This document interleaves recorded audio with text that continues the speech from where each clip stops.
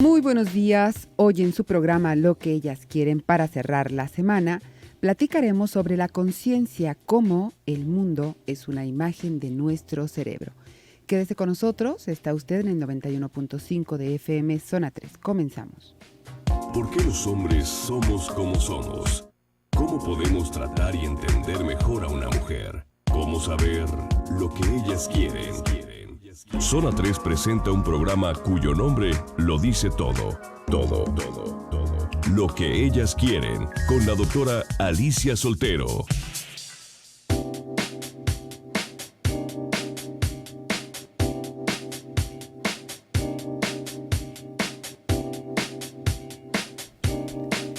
Muy buenos días. Qué bueno que nos acompaña aquí en el 91.5 de FM Zona 3. Y el día de hoy toda esta semana tuvimos temas varios. Hoy vamos a platicar sobre la conciencia, cómo el mundo es una imagen de nuestro cerebro. No estamos hablando de una conciencia existencial, estamos hablando de lo que nosotros somos conscientes en la realidad que vivimos.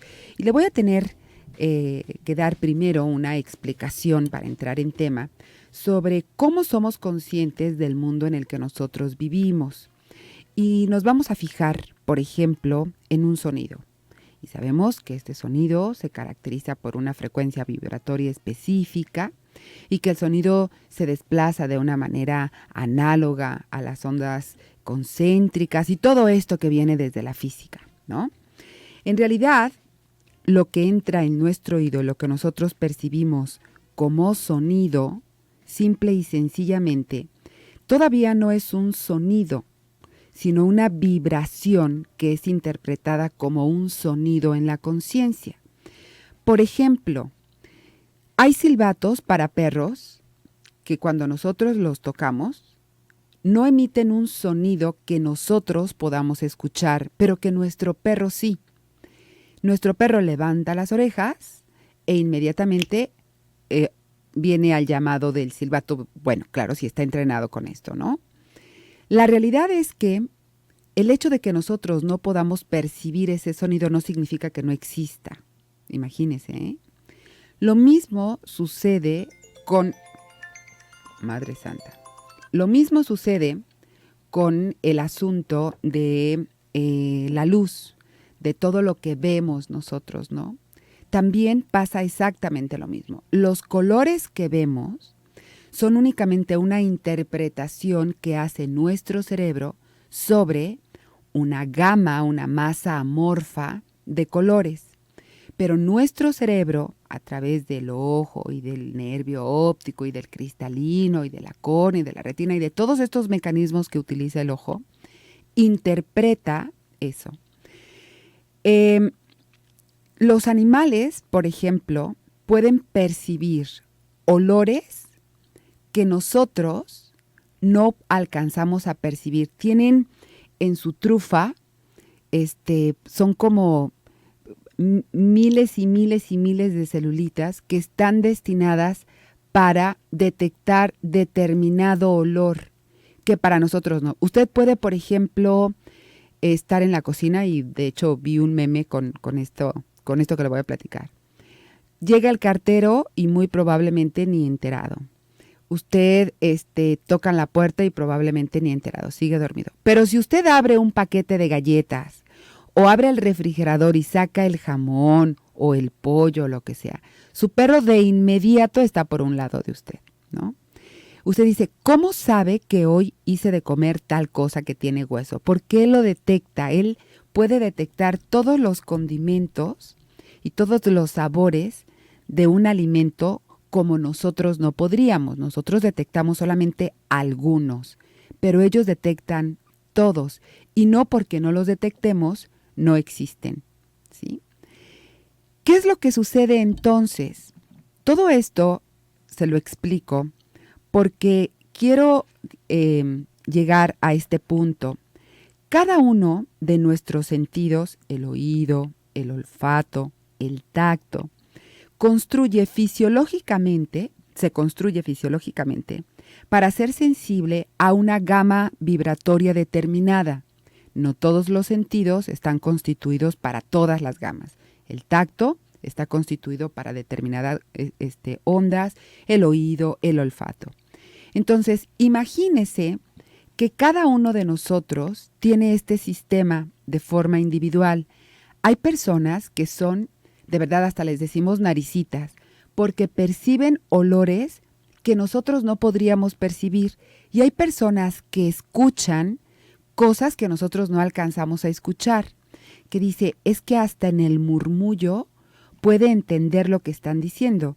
Y esto a veces se hace por compensación. Por ejemplo, en las personas que no pueden ver, que son ciegas o de nacimiento o por accidente o porque van perdiendo este sentido, van desarrollando otros, o el tacto, o el oído, o el olfato. De alguna manera se compensan, ¿no?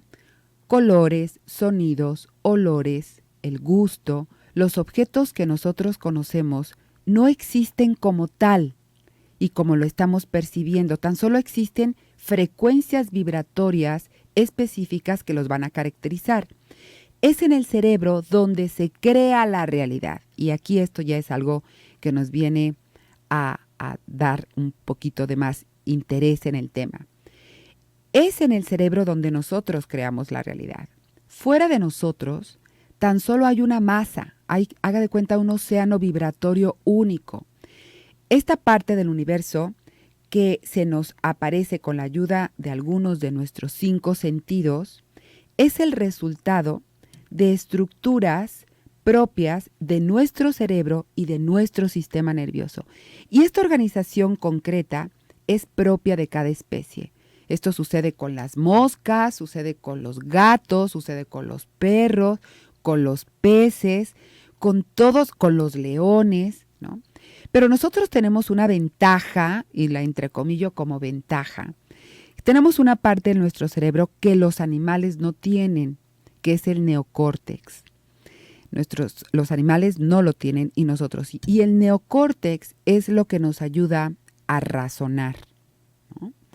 Por ejemplo, ¿qué sucede cuando nosotros estamos dormidos? Cuando nosotros dormimos y estamos soñando, nuestros ojos se mueven, ¿no? Hay un nombre para los movimientos RAM o los movimientos REM, ¿no? Cuando estamos dormidos, nuestra conciencia de alerta, nuestra vigilia, también duerme, pero nuestro cerebro sigue trabajando con recuerdos y va construyendo imágenes. Y nuestro organismo, por eso cuando tenemos nosotros una pesadilla, nuestro organismo ante esas imágenes puede subir el pulso cardíaco, aumentar la respiración, ¿no?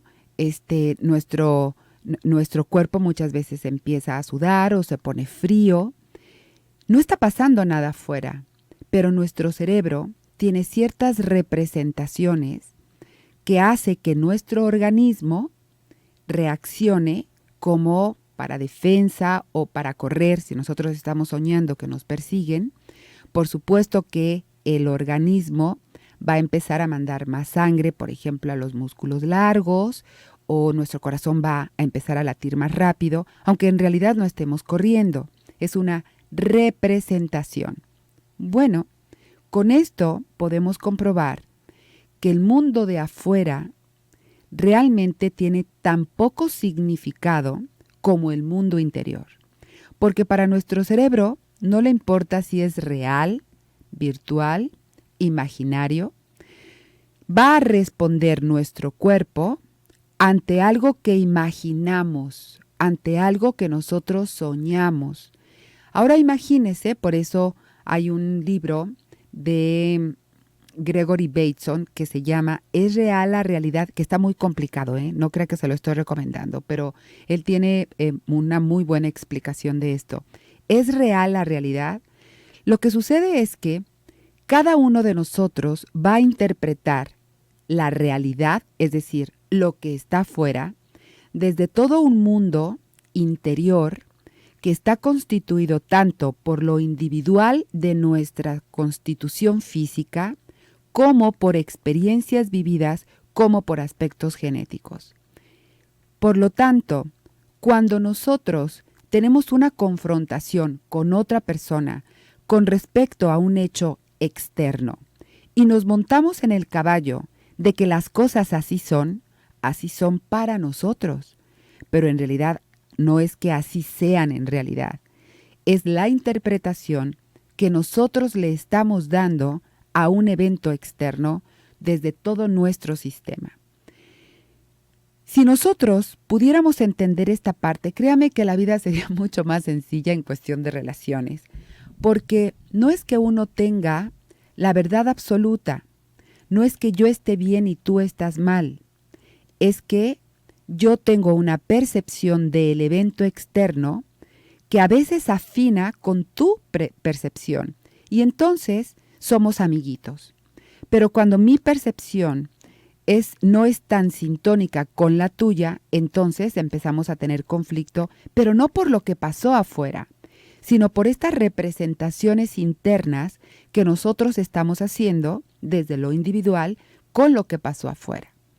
Si pudiéramos entender esta parte, créame que nuestras relaciones podrían ser mucho más armónicas entre sí.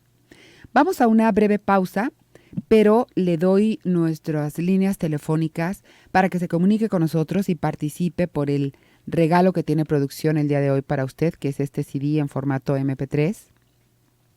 3122-4200, 3122-4266, Twitter de la estación, @Zona 3 Noticias, el personal, @Alicia Soltero, y un WhatsApp, 3318 80 76 41. En Facebook usted me puede encontrar como Alicia Soltero Medios. Vamos a corte y regresamos.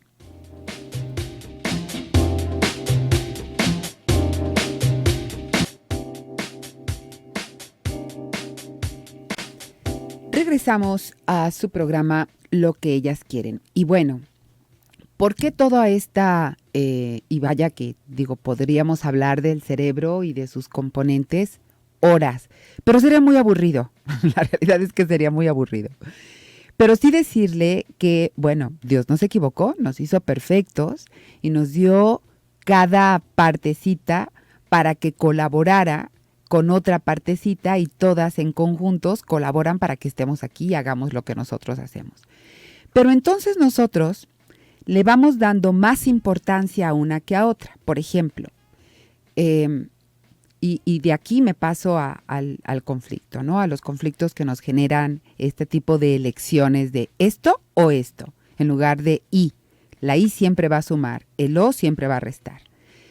Nuestro cerebro tiene 2 hemisferios, esto es conocido por todo el mundo, ¿no? Tenemos el hemisferio izquierdo y tenemos el hemisferio derecho. El hemisferio izquierdo es el analítico, el lineal, el de los números, el razonable, el que todo le tiene que encontrar una lógica.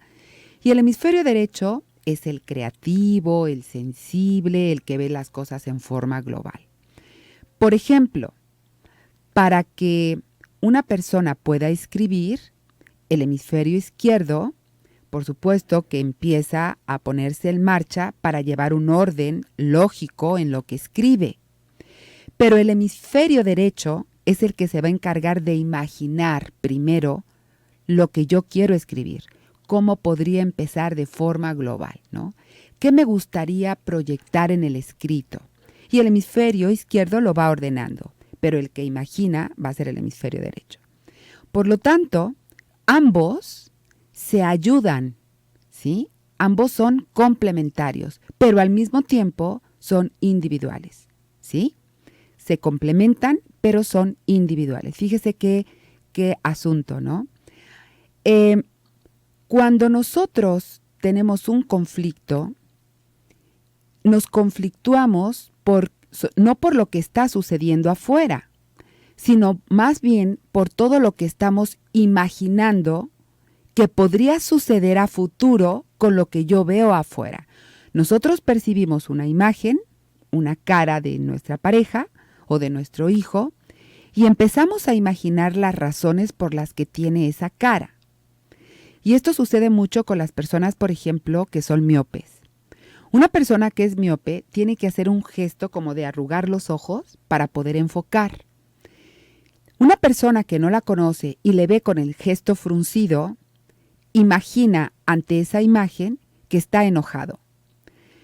Pero si esta persona ha tenido trato en algún momento con personas miopes, podrá decir, o quizás no me alcance a ver, ¿sí? Pero si nunca ha tenido trato o no tiene cerca de él o de ella una persona miope y no conoce ese gesto, pero conoce el gesto de alguien representativo para él, que cuando está enojado frunce el ceño, su representación de la realidad es que está enojado.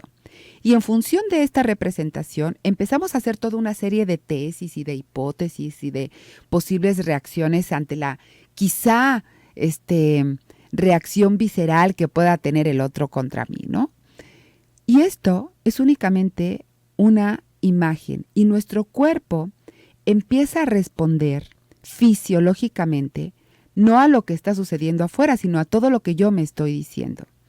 Si tenemos esta maravillosa capacidad de hacer todas estas imágenes e interpretaciones y que nuestro organismo empiece a funcionar así, ¿por qué no lo utilizamos en beneficio de nosotros? ¿Por qué siempre lo utilizamos en perjuicio?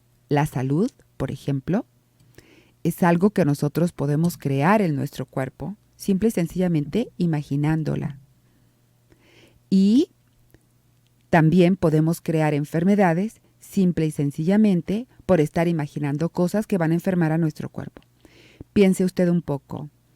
Cuando usted está imaginando que hoy probablemente sea el último día que va a trabajar, porque quizás hoy su jefe le vaya a decir que se hizo recorte de personal, porque usted ha observado que hay movimientos en la empresa, obviamente que todo su organismo va a empezar a ponerse el movimiento para poder defenderse, para poder enfrentar ese embate que probablemente nunca exista, pero que usted ya lo pensó.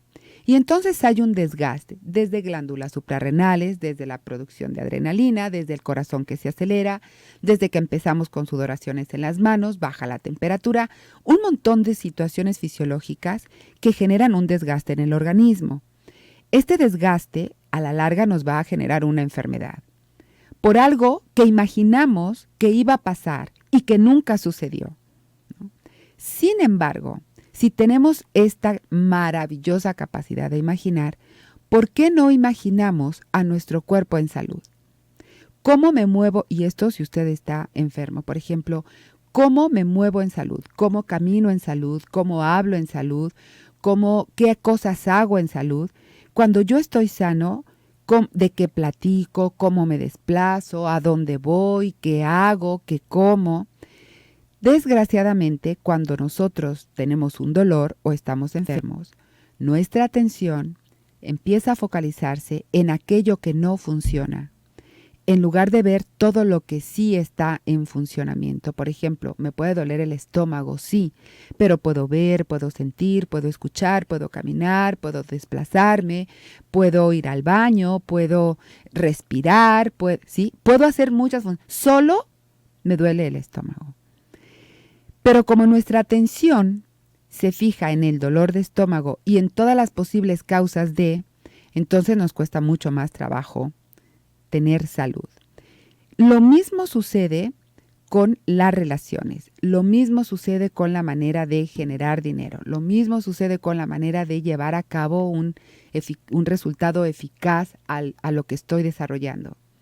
Y aquí la invitación es, créame, su realidad es construida solamente por su cerebro, pero su cerebro no se manda solo. Usted tiene gran parte de autoría en el funcionamiento del cerebro. ¿Por qué no lo utilizamos de una mejor forma? ¿No? Porque cuando yo le empiezo a platicar, por ejemplo, me gustaría que usted imaginara que está en ese lugar que para usted es maravilloso, en donde se siente bien, con ese paisaje favorito, con esas sensaciones en su cuerpo que de verdad son agradables y huela ese ambiente, aunque yo no le haya dicho playa, montaña, cabaña, X, usted eligió un lugar especial. Alguien quizás eligió la playa, pero alguien más quizás eligió la montaña o una caída de agua o bañarse en un río. Yo no hablé únicamente de ninguno de estos elementos. Yo dije, elija ese lugar favorito para usted. y huela, perciba, observe. Cada uno de nosotros forma una imagen. Así es como funciona nuestro cerebro. Así es como nosotros empezamos a generar conciencia de una realidad, pero una realidad real o una realidad imaginaria. Vamos a corte y ahorita regresamos.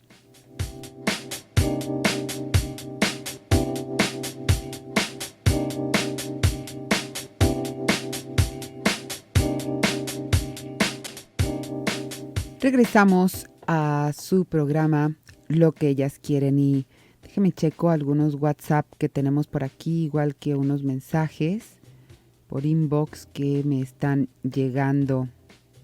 A ver. Ok. Aquí está. Bueno, pues Norma nos dice, me apunto para el disco. Yo tengo un olfato muy agudo, pero sufro. El olfato es el sentido más primitivo que nosotros tenemos, ¿eh? Dice, huelo todo, lo lindo, lo feo, todo a grandes niveles. Huelo la boca de alguien a metros, no está padre. Pues sí, hay ese sentido, es el más primitivo, ¿no? Déjenme ver qué tengo por aquí. Rocío, buenos programas de toda la semana, participas para el CD. Muchísimas gracias, Rocío. Dice, mi nombre es Manuel Noriega. Y no es lo que sucede, sino lo que nos pasa, lo que pensamos de lo que sucede. Normalmente hacemos un mal juicio. Sí, nuestras creencias. Y fíjese que hablando de estas creencias, lo que nos enferma, sobre todo, son nuestras creencias. Estas creencias que venimos cargando desde generaciones atrás, ¿no? Y yo creo que es muy importante descubrir esta causa psicológica, familiar o social que nos induce a las enfermedades. Hoy, esta semana que bueno, en muchos lugares se está hablando sobre el cáncer y sobre todo el cáncer de mama, ¿no? Yo creo que nuestra educación, sobre todo religiosa, ha contribuido muchísimo a la inhibición de los sentimientos y de los resentires. Hay algunos temas que antes eran considerados tabú y la educación que nosotros teníamos era como muy culpígena. Por ejemplo, yo estudié en colegio de monjas y por supuesto que hoy por hoy, fíjese cómo se armó la revolución cuando empezaron a poner educación sexual en los libros. No es la primera vez, ¿eh? Yo recuerdo también hace muchos años que también se hablaba de educación sexual en algunos libros de texto y que los padres de familia no estaban de acuerdo, ¿no? Hoy creo, y créame, no hablo con conocimiento de causa porque no vi yo el texto, pero parece ser que ahora no únicamente era educación sexual, sino que estaban como abriendo la posibilidad, ¿no?, a que, bueno, tú puedes querer niños o niñas independientemente de tu género. La realidad es que no los he visto, no le puedo dar una opinión. Pero vemos cómo todavía está tan marcado el tabú del sexo. Fíjese que la mayor parte de nuestros conflictos interiores vienen de este malestar generado por la mentira que nos contamos a nosotros mismos, porque no nos atrevemos a ser tal y como somos. Nos comportamos como nos han dicho que debemos de comportarnos. Y esta es la razón por la que hay un porcentaje muy alto de cáncer en las regiones y en los países en los que los tabú todavía se respetan y muy a menudo por el miedo al qué dirán o por la obligación más que por una convicción personal. Una cosa es que yo tenga una convicción personal y otra cosa es seguir respetando. Por ejemplo, si yo les digo a un grupo de mujeres, madres de familia casadas, que debería de cambiar, y esto es un supuesto, decimos, bueno, ¿por qué hay tantos divorcios? ¿No? ¿Cómo podríamos nosotros evitar el divorcio? Porque en el divorcio creo que los que salen más perjudicados son los hijos, los niños.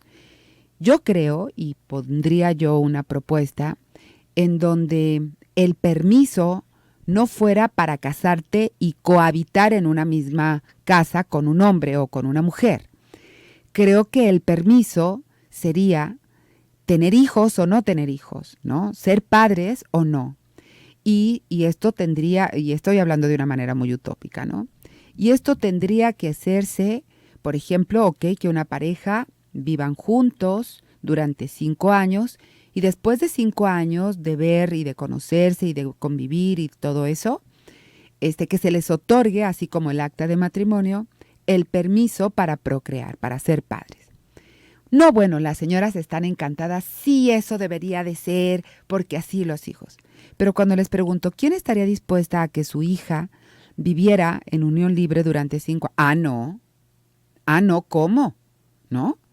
¿Cómo se va a ir a vivir así nomás con un muchacho? Y luego al ratito, después de esos 5 años, si no se entendieron, que viva con otro muchacho, oiga, pues se la va a pasar. Y si al año no y se va con otro y vive con otro y al año tampoco y vive con otro, fíjese cómo no estamos dándole la importancia. Decimos que sí son muy importantes los niños y que deberíamos de protegerlos y que son los que más sufren con el divorcio. Pero cuando se trata de romper el tabú de vivir con una pareja, ¿no?, para empezar a conocernos antes de procrear, la mayoría de nosotros como adultos dicen no. Digo, los demás sí, pero mi hija no o mi hijo no, ¿no? Y eso es no poder saltar esta creencia y este tabú, ¿no? Por ejemplo, los cánceres de cuello de útero disminuyeron rápidamente desde que cayeron tabús sexuales con la nueva generación en algunos países del primer mundo, pero en los países del tercer mundo no, ¿sí? Y se incrementaron el cáncer de mama cuando la mujer empieza a trabajar y tiene que dejar al crío y no lo puede alimentar. Y entonces vemos cómo ahora hay mucho más cáncer de mama que en nuestros tiempos, con nuestras abuelas. Si vemos en proporción, el cáncer de mama de las abuelas, que quedaban en casa, que cuidaban a sus hijos, que les daban de mamar 2, 3 años, había menos cáncer de mama. Y no porque no trabajaran, sino porque podían quedarse y amamantar a los pequeños. No quiere decir que quien no amamanta es más propenso a tener cáncer de mama, no. Quien sufre no poder amamantar a su pequeño es el que está más proclive a tener cáncer de mama.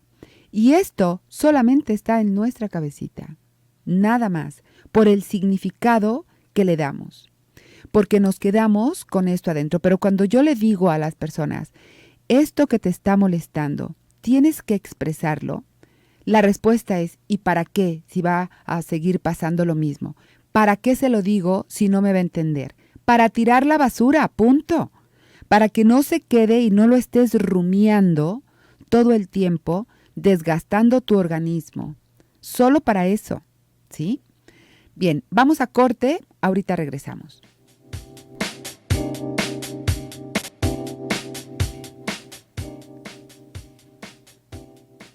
Regresamos a la parte final de su programa Lo que ellas quieren, y todavía tiene oportunidad para participar para este CD que producción prepara para usted.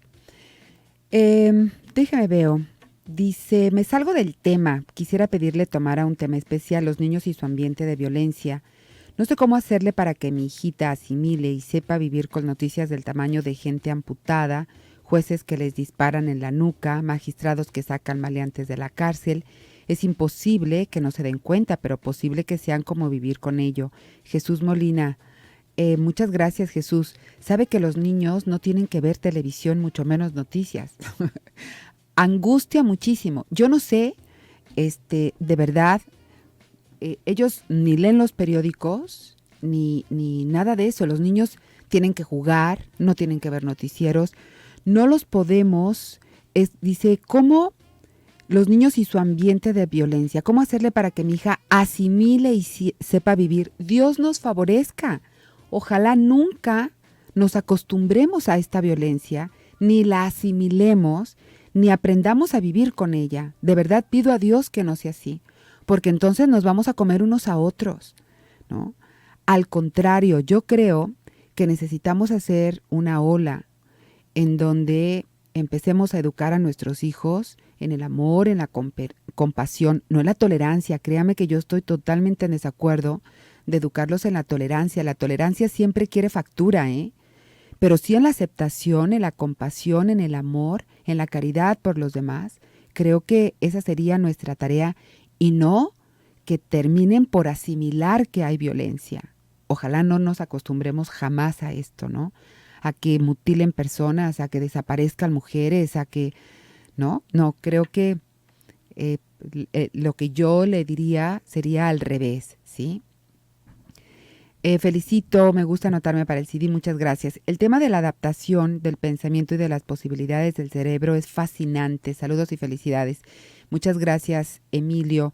Y me preguntan que si puedo repetir el nombre del libro que dije. Sí, es Real la Realidad, así es, de Gregory Bateson. Dice, ok, favor de anotarme para el CD. Carlos Jiménez se anota para el CD. Lupita, muchas gracias. Tema extraordinario. Tengo ya un rato. Ok. Este tema del divorcio me cayó como anillo al dedo. Me gustaría saludarla. Muchas gracias. Y a todo el equipo. Muchas gracias, Lupita. El tema del divorcio me cae como anillo al dedo. El tema del divorcio, sí, nomás que esta semana no hemos hablado del tema del divorcio. A lo mejor usted me lo estará proponiendo, ¿no? Pero créame que la verdad, hemos hablado tanto de ese. Y muchas gracias para Enrique Chávez. Y Lupita ya la dice, muchas gracias por su comentario, ¿eh? Muchísimas gracias. También de parte del equipo agradece su comentario. Lupita Ayala, ya está. Bueno, pues vamos a ver quién se lleva este CD. Gracias por participar. Y Soledad Delgado es la ganadora de este CD. Oiga, disfrute mucho su fin de semana. Descanse, de verdad, descanse. Y primero Dios, si Él lo permite, el próximo lunes, aquí estaremos usted y yo en un programa más de Lo que ellas quieren. Yo soy Alicia Soltero. Hasta el lunes.